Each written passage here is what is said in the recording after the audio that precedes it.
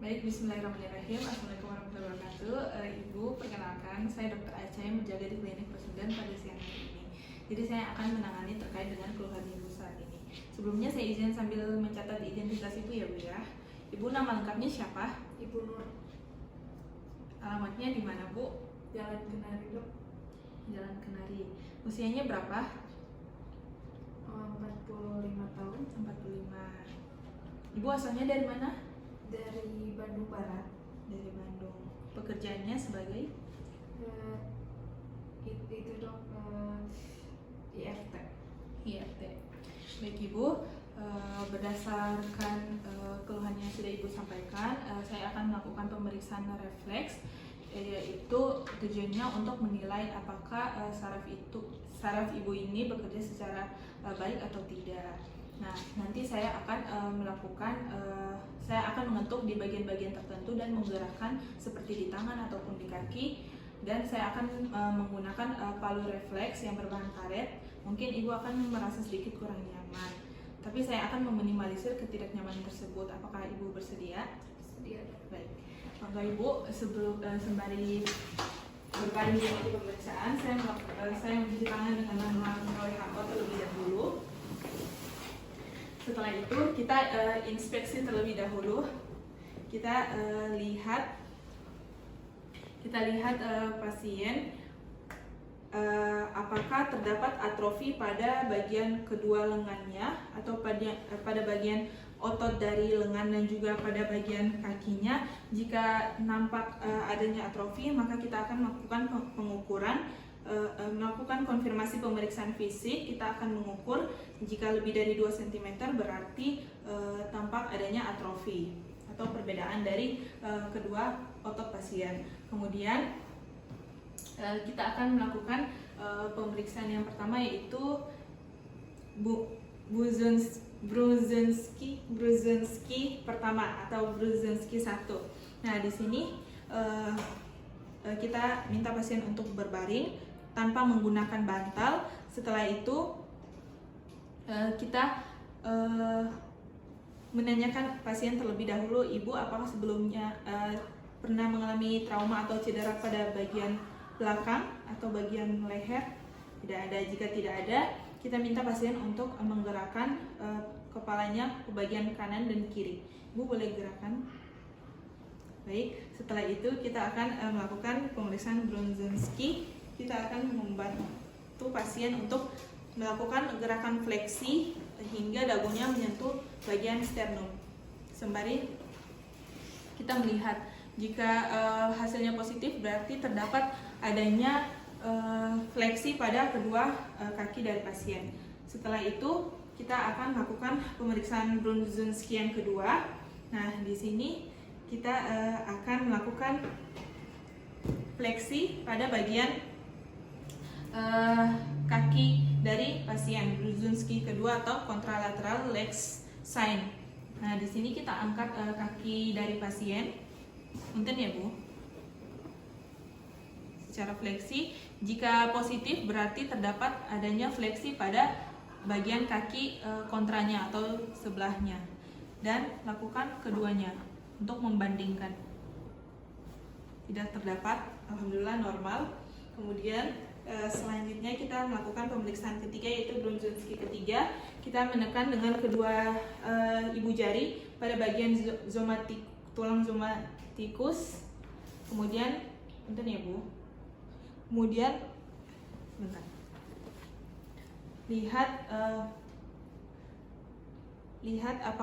Lihat respon dari pasien, apakah terdapat fleksi pada kedua lengannya atau tidak. Yang keempat, yaitu Brudzinski keempat, kita melakukan pemeriksaan suprapubis, yaitu kita menekan pada bagian suprapubis dari pasien. Punten ya Bu. Sembari melihat apakah terdapat gerakan fleksi pada bagian kedua kakinya. Pada ibu pasien ini tidak terdapat gerakan fleksi atau hasilnya itu negatif. Setelah itu kita akan melakukan pemeriksaan les sign, yang dimana kita akan mengangkat kaki dari pasien secara tegak. Punten ya Bu. Kita akan mengangkat kaki pasien secara tegak. Apabila kurang dari hasilnya positif apabila kaki dari pasien, kaki kanan dari pasien itu terjadi fleksi atau kurang dari 70 derajat. Nah, kemudian lakukan secara bergantian untuk membandingkannya. Alhamdulillah tampak normal. Setelah itu kita melakukan pemeriksaan Kernig sign, yaitu kita akan mengangkat kaki pasien secara fleksi membentuk 90 derajat. Punten ya Bu, bentuk 90 derajat. Kemudian kita lakukan gerakan ekstensi. Apakah sakit Bu? Tidak. Jika tidak ada gerakan fleksi pada kaki sebelahnya dan tidak terasa sakit pada bagian bokong, maka hasilnya negatif. Dan kita melakukan ekstensi apabila kurang dari 130. Dan lakukan pada kaki sebelah juga. Hasilnya normal. Setelah itu kita lakukan refleks fisiologis. Nah, di sini apabila pasien dalam keadaan berbaring, kita melakukan bicep test terlebih dahulu. Di sini apabila pasien dalam keadaan berbaring, kita mengarahkan tangannya ke arah abdomen, kemudian kita dengan tangan sebelahnya lagi memegang ke daerah tendon bicep. Setelah itu kita ketuk pada jari telunjuk dan lihat respon dari pasien.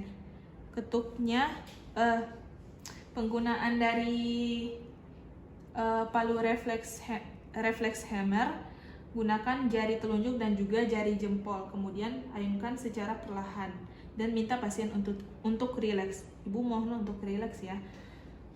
Dan ketukan pada jari telunjuk sebanyak 2 kali. Jangan berkali-kali karena akan menimbulkan trauma pada saraf pasien.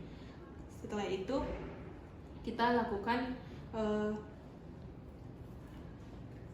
tes tricep terlebih dahulu. Jika pasien dalam keadaan tidur, kita ketuk pada bagian tricep dari pasien. Alhamdulillah normal. Kemudian jika pasien dalam keadaan duduk, Ibu punten untuk dalam duduk. Jika pasien dalam keadaan duduk, kita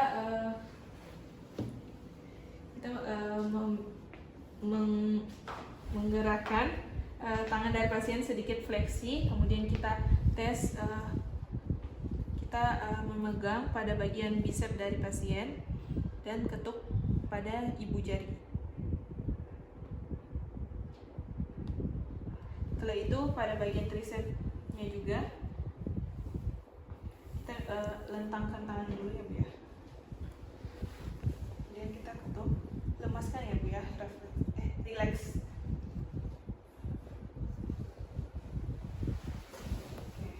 Setelah itu kita akan lakukan pemeriksaan pada bagian knee atau knee patella. Kemudian bandingkan pada otot bicep dan tricep dari pasien sebelahnya agar dapat membandingkan apakah terjadi normal atau abnormal. Setelah itu kita lakukan pemeriksaan pada patella. Jika pasien dalam keadaan berbaring, kita lakukan sedikit fleksi pada kakinya, kemudian kita ketuk.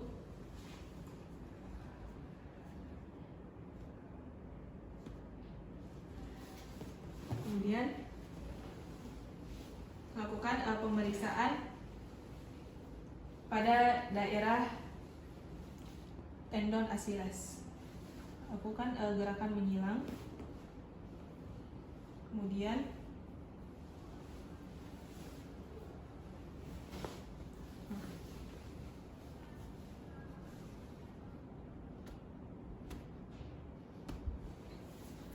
alhamdulillah hasilnya normal. Kita bandingkan juga. Setelah itu apabila pasien dalam keadaan duduk, punten Bu untuk duduk, kita tes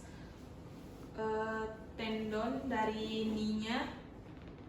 Ibu mohon untuk menggantungkan kakinya dan kita ketuk pada bagian kaki lain. Normal, tidak terdapat hiperrefleks atau hiporefleks. Setelah itu kita akan melakukan pemeriksaan patologis. Abdomen terlebih dahulu. Kita lakukan pemeriksaan abdomen terlebih dahulu dan meminta pasien untuk membuka bajunya terlebih dahulu atau mengangkat bajunya. Kemudian kita akan lakukan gerakan dari daerah lateral ke medial dengan membentuk diagonal. Dan lihat respon dari pasien. Punten Bu, tangannya boleh diluruskan. Dan lihat kontraksi dari abdomen pasien. Tampak normal. Setelah itu kita lakukan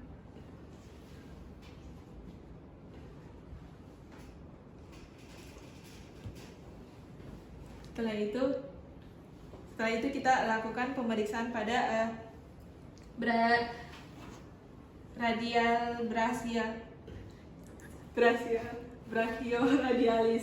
brachioradialis. Kita lihat, kita ketukan pada bagian radial dari pasien sembari melihat respon dari pasien. Tampak normal, tidak terjadi hiporefleks atau hiperrefleks. Kemudian kita akan melakukan pemeriksaan patologis. Yang pertama itu kita lakukan refleks Babinski. Kita menggores telapak kaki pasien menggunakan benda tumpul atau bagian pangkal dari palu refleks. Dan melihat respons dari pasien.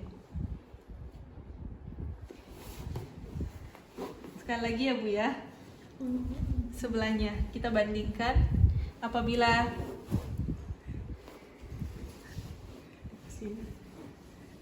punten ya Bu,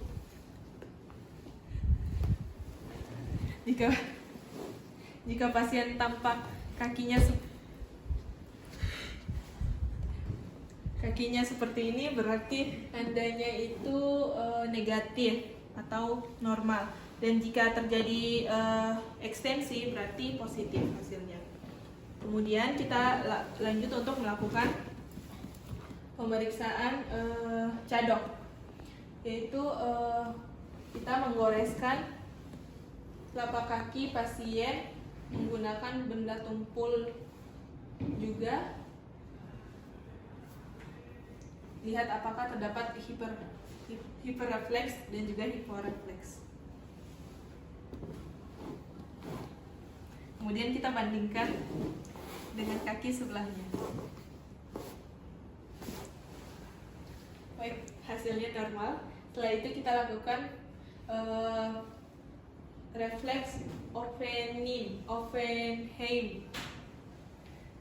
Di sini kita menekuk jari telunjuk dan jari tengah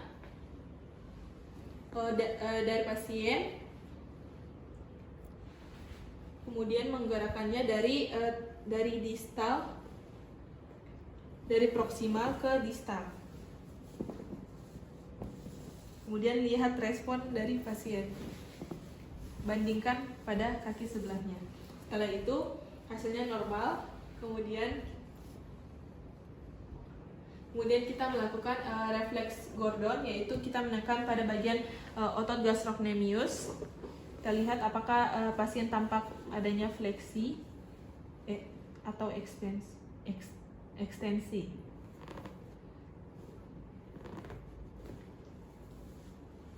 Alhamdulillah hasilnya normal. Kemudian kita bandingkan pada kaki sebelahnya.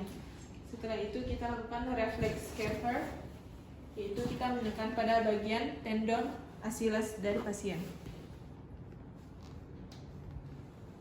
Kemudian kita bandingkan dengan kaki sebelahnya. Tampak normal. Setelah itu kita lakukan refleks Rossolimo, yang dimana kita akan perkusi pada anterior dari plantar pedis dengan menggunakan palu refleks. Kemudian bandingkan dengan kaki sebelahnya. Setelah itu kita lakukan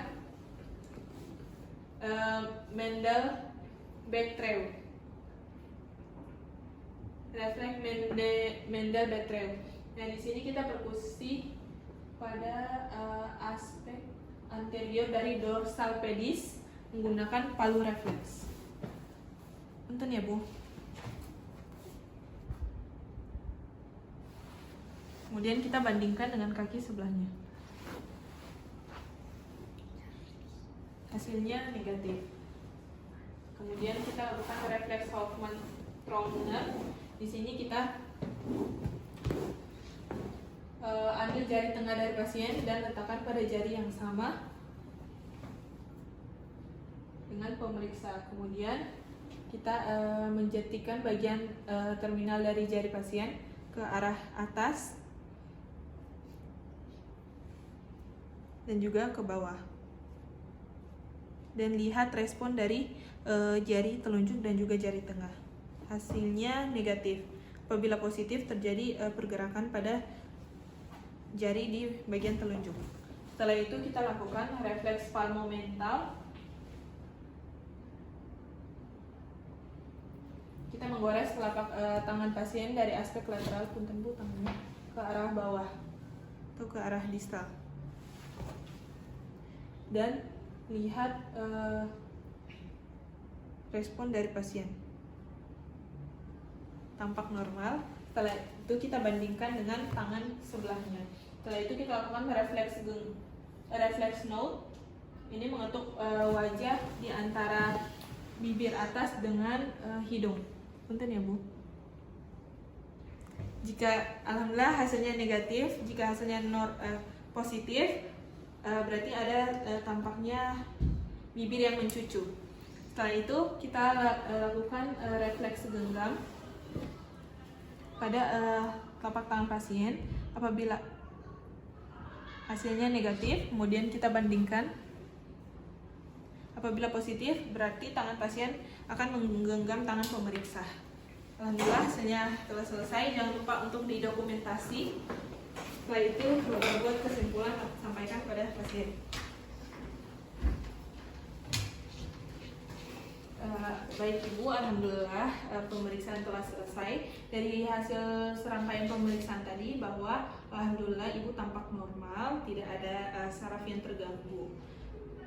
Mungkin seperti itu. Apakah ada yang ingin ditanyakan, Bu? Tidak ada, Dok. Tidak ada. Baik. Assalamualaikum warahmatullahi wabarakatuh.